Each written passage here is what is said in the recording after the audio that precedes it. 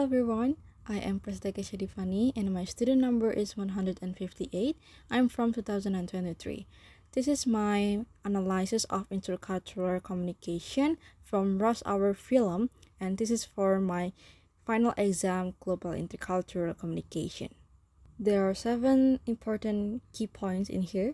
The first one is what is rush hour film, communication styles, stereotypes, power dynamics, cultural context, intercultural communication issues, issue solutions, and last one is conclusion. So without any further ado, let's jump into the first one.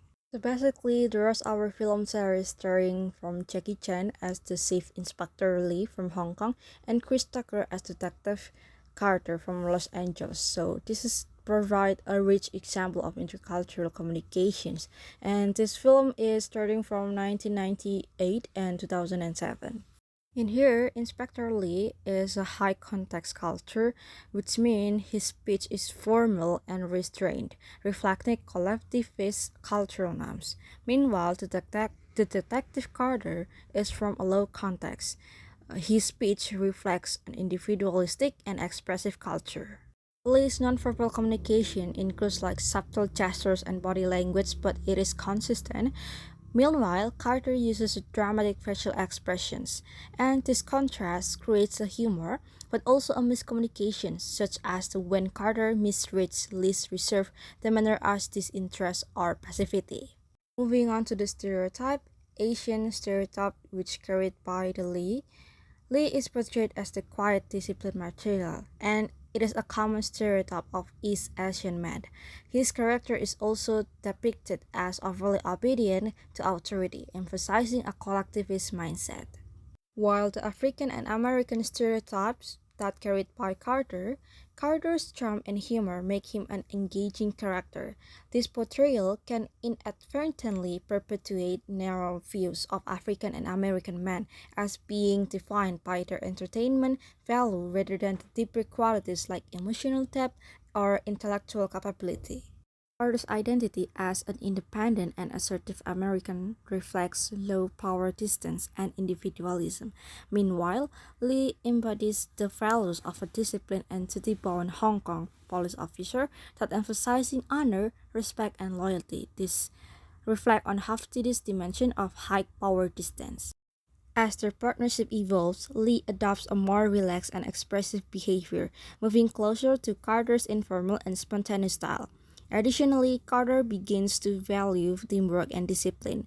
This mutual adaptation allows them to bridge cultural differences, fostering respect and a successful collaboration.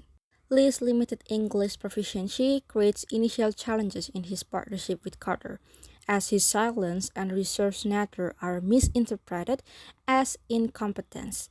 Despite this advantage, Lee's actions and expertise eventually prove his value, helping to balance their interactions.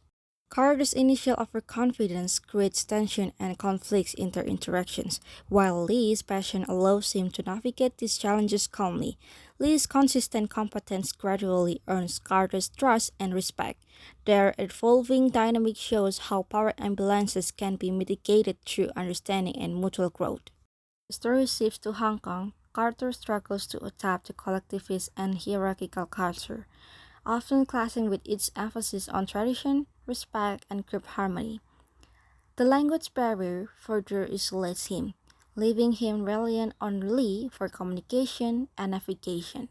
While in Los Angeles, Lee finds it challenging to adapt to the individualistic, informal culture that values assertiveness and self-expression. His reserved and protocol-driven approach often conflicts with Carter's impulsive, risk-taking nature and creating tension and misunderstanding.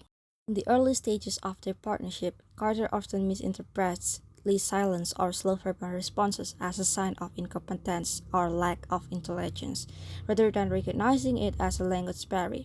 This not only creates tension but also places Lee in a position where he must work harder to prove his worth.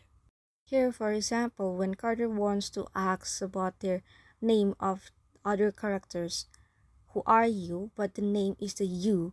You mean in Chinese is a name of someone. So he misinterprets of the cultural the you is mean you in English. Power struggles are further exacerbated by Carter's brash personality and tendency to underestimate Lee due to his reserved behavior and non-native English proficiency. This evolution underscores the importance of humility, open-mindedness, and mutual respect in overcoming power imbalances. Sears attempts to subvert these stereotypes by showing the intelligence and growth of both characters. Lee's reserved nature is balanced by his exceptional problem-solving skills and moral integrity, while Carter's loud personality is offset by moments of genuine care and adaptability. Overcoming language barriers is not solely about fluency but also about creating an atmosphere of patience and mutual understanding. Also, by understanding the deeper meaning behind certain customs or traditions, both of characters could approach the cultural identity with genuine curiosity and appreciation. Creating a more balanced partnership from the beginning of the films would not only enhance the dynamic between Lee and Carter, but also foster a stronger sense of mutual respect. And also, by normalizing open conversations about cultural differences, the films could promote a positive message about the importance of dialogue in overcoming stereotypes. The Rush Hour film serves as a case study in intercultural communication, highlighting both the challenges and opportunities that arise from cultural differences. Rush Hour reminds us that intercultural communication is not just about resolving differences, but it's about embracing and celebrating diversity to achieve shared success. That's all from me. Thank you.